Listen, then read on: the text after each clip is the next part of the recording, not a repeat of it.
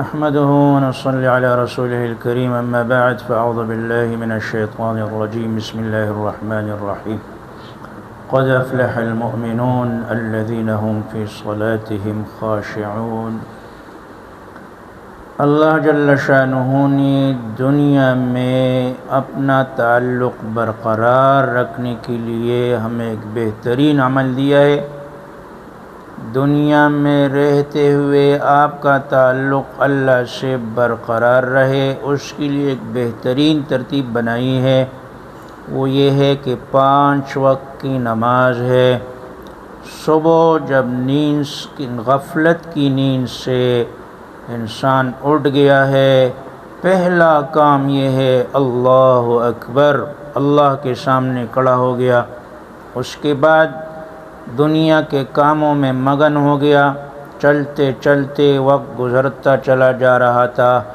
صبح کے وقت کے بعد جب ظہر کا ٹائم ہو گیا، پھر اللہ نے صدا دے دی حی علی الصلاۃ حی علی الفلاح۔ ایک آدمی دکان میں ہے، تجارت میں ہے، وزارت میں ہے، بادشاہت میں ہے۔ وہ سمجھ گیا کہ میری کامیابی اس بادشاہت میں ہے، وزارت میں ہے، تجارت میں ہے۔ ادھر سے پھر صدا لگتی ہے حی علی الصلاۃ حی علی الفلاح، کامیابی یہاں ہے۔ بظاہر یہ کیسی کامیابی ہے؟ وضو بنایا، نماز پڑھی، مسجد میں گیا، نہ کوئی پیسے ملے، نہ وزیر بنا، نہ صدر بنا، نہ کوئی دنیا کے کوئی مفاد کوئی چیز ملا۔ یہ کیسی کامیابی ہے؟ فرمائے ایسی کامیابی ہے جو ابھی آپ کے دماغ میں نہیں آ رہی ہے۔ یہ ایسی کامیابی ہے جب آپ کی آنکھیں بند ہو جائے گی، اس وقت آپ کو یہ کامیابی نظر آئے گی۔ اب جب یہ دنیا کے کام میں لگ کر کچھ بھول گیا تو دوبارہ بلایا، عصر کا ٹائم ہو گیا، دوبارہ صدا لگی، یہ گاڑی، یہ بنگلہ، یہ ساری چیزیں، اس میں نہیں کامیابی۔ حی علی الصلاۃ، دوبارہ آ جاؤ، دکان، وزارت، صدارت، ساری چیزیں چھوڑ کے دوبارہ نماز کی طرف آؤ۔ عصر کے بعد سے پھر مغرب، پھر عشاء، یہ 5 وقت کی نماز جب آپ پڑھتے ہیں تو اللہ کی یاد آپ کو رہتی ہے، آپ اللہ کو بھولتے نہیں ہیں۔ 5 وقت کی نماز کے فضائل، اگر اللہ ایک بھی فضیلت ہمیں نہ بتاتا، بس اللہ اپنا آرڈر دے دیتے نماز پڑھو، اقیم الصلاۃ، کچھ بھی نہیں ملے گا تو پھر بھی ہم نے نماز پڑھنا تھا۔ لیکن اللہ نے فرمایا اتنے سارے فضائل ہے، فرمایا قد افلح المؤمنون، قد لگایا، ماضی کا صیغہ لگایا، اور فرمایا یقین در یقین در یقین مومن کامیاب ہے۔ وہ کون سا مومن ہے؟ الذین هم فی صلاتهم خاشعون، جو نماز پڑھے خشوع خضوع کے ساتھ نماز پڑھے۔ فرمائے نماز پڑھنے کی اتنی بڑی فضیلت کہ آپ کامیاب ہو گئے۔ اللہ نے خود آپ کو صدا دی کہ آپ کامیاب ہے اگر آپ نے نماز پڑھ لی۔ دوسری جگہ میں فرمایا والمقیمین الصلاۃ والمؤتون الزکاۃ والمؤمنون باللہ والیوم الآخر اولئک سنؤتیہم اجرا عظیما۔ اگر نماز پڑھ لی، زکوٰۃ دے دی، فرمایا بہت بڑا اجر میں تمہیں دوں گا۔ اولئک سنؤتیہم اجرا عظیما، ایک عظمت والی چیز جس کو ہم عظمت والا کہے۔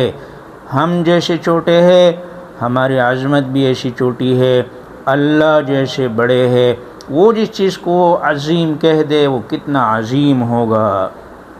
دوسری جگہ میں فرمایا لئن اقمتم الصلاۃ وآتیتم الزکاۃ وآمنتم برسلی وعزرتموہم وأقرضتم اللہ قرضا حسنا لأکفرن، فرمایا 5 کام جو کر لے ان میں سے ایک نماز ہے۔ لأکفرن عنکم سیئاتکم، گناہ سارے معاف ہو جائیں گے۔ وَلَأَدْخِلَنَّكُمْ جَنَّاتٍ تَجْرِي مِن تَحْتِهَا الْأَنْهَارُ، جنت میں داخل کر دوں گا۔ یہ کیا کیا ہے؟ نماز ہی تو پڑھی ہے۔ فرمایا جنت کا داخلہ تمہارے لیے ہے جب تم نماز پڑھو گے۔ دوسری جگہ میں فرمایا اولئک ھم المؤمنون حقا لہم مغفرۃ ورزق کریم الذین یقیمون الصلاۃ ومما رزقناہم ینفقون۔ اللہ نے پھر خطاب دیا یہ مومن ہے، مومن کا خطاب کوئی چھوٹی چیز نہیں ہے، بہت بڑی چیز ہے۔ اللہ خود خطاب دے رہا ہے، جیسے کوئی چیمپئن، اس کو حکومت کہے کہ یہ بہت بڑا چیمپئن ہے۔ فرمایا جو نماز پڑھتا ہے اس کو ایک خطاب ملتا ہے، وہ مومن کا خطاب ہے۔ اور فرمایا اس کے بعد لہم مغفرت و رزق۔ آج کا مسلمان رزق کے لیے پریشان، امریکہ، یورپ، جاپان، تجارت، صبح پریشانی، ٹینشن، کیوں؟ رزق کے لیے پریشانی ہے۔ فرمایا تمہارے لیے بہترین رزق ہے، وہ کب ہے؟ جب تم نماز پڑھو گے۔ اس کے بعد فرمایا وَأَقِيمُوا الصَّلَاةَ وَآتُوا الزَّكَاةَ وَأَطِيعُوا لَعَلَّكُمْ۔ علماء فرماتے لعل یہاں یقین کے معنی میں یقیناً تم پر اللہ رحم فرمائیں گے اگر تم نماز ادا کرو گے۔ نماز کی اتنی اہمیت ہے۔ وَأَقِيمُوا الصَّلَاةَ وَأَقِيمُوا الصَّلَاةَ 82 جگہ تو میں نے اس کو گنا ہے، باقی کتنا زیادہ ہوگا۔ اور حدیث میں بنی الاسلام علی خمس، 5 چیزیں ہے۔ دوسرے نمبر پہ فرمایا وإقام الصلاة، وہ نماز ہے۔ اسی طرح مسلم کی ایک روایت ہے، آپ صلی اللہ علیہ وسلم نے فرمایا من توضأ، جس نے وضو بنایا، فیحسن وضوءہ، اس نے بہترین وضو بنایا، ثم قام فصلی، پھر وہ کھڑا ہو گیا، اس نے نماز پڑھی۔ اور فرمایا یہ غالباً مسلم کی نہیں، دوسری روایت مسلم کی ہے، فرمایا کہ وہ پھر اللہ کے طرف متوجہن بقلبہ، کہ دل کے ساتھ اور یقین کے ساتھ اللہ کے طرف متوجہ ہو گیا، فرمایا وجبت لہ الجنہ، اس کے لیے جنت واجب ہو گئی۔ اور فرمایا دیکھیے تمہارے گھر کے سامنے کوئی نہر ہو اور 5 وقت میں کوئی اس میں نہاتا ہو تو اس کی جسم پر کوئی گندگی رہ جائے گی؟ صحابہ نے فرمایا نہیں، پھر تو کوئی گندگی نہیں رہے گی۔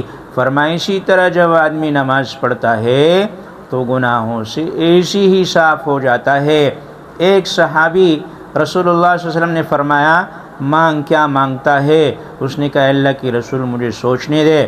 پھر اگلے دن آیا، اس نے کہا اللہ کے رسول اسألک مرافقتک فی الجنہ، میں جنت میں جانا چاہتا ہوں اور جنت میں جانے کے بعد آپ کا پڑوس چاہتا ہوں۔ تو آپ صلی اللہ علیہ وسلم نے فرمایا اگر واقعی چاہتا ہے تو پھر میری تعاون، میری مدد کرو کثرت سجود سے، یعنی کثرت سجود کی وجہ سے آپ کو جنت مل جائے گی۔ دوستو نماز کی اتنی فضائل ہے، پوری کتاب اس پہ لکھی گئی ہے۔ اگر کوئی آدمی بہترین طریقے سے نماز پڑھتا ہے، ابو داؤد کی روایت ہے، جو آدمی ایسے 2 رکعت نماز پڑھ لے کہ اس میں دنیا کی سوچ نہ ہو، وجبت لہ الجنہ، اس کے لیے جنت واجب ہو جاتی ہے۔ آپ اگر ایسی نماز پڑھے کہ اللہ کی طرف متوجہ ہو، نماز فرمایا کہ نماز تو ایسی چیز ہے کہ کفر اور اسلام کے درمیان فرق کرنے والی چیز ہی نماز ہے، بلکہ بعض ائمہ تو فرماتے ہیں کہ ایسا آدمی کافر ہو جاتا ہے جو نماز نہیں پڑھتا ہے۔ امام ابو حنیفہ رحمۃ اللہ علیہ پہ اللہ رحم فرمائے، انہوں نے کہا کافر تو نہیں ہوتا ہے لیکن بہت بڑا گناہ ہے۔ اس وجہ سے اگر آپ چاہتے ہیں کہ آپ کے سارے معاملات درست ہو جائے، آپ کی دنیا بہتر ہو جائے، آپ کی آخرت بہتر ہو جائے، فرمایا پھر نماز شروع کر دیجئے۔ ایک آدمی چوری کرتا تھا اور ساتھ میں نماز بھی پڑھتا، کسی نے کہا وہ آدمی چوری بھی کرتا ہے نماز بھی پڑھتا ہے، آپ صلی اللہ علیہ وسلم نے فرمایا ان قریب اس کی نماز اس کو چوری سے روک دے گی۔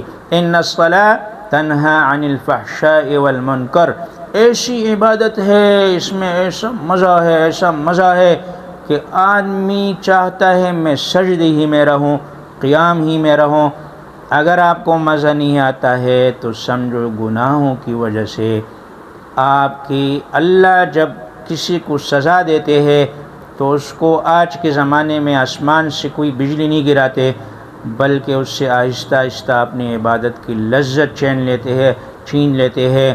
اگر آپ کو عبادت میں مزہ نہیں آتا، نماز پڑھنے کا دل نہیں کرتا، تو سمجھو کہ اللہ نے آپ کو سزا دینا شروع کر دی ہے۔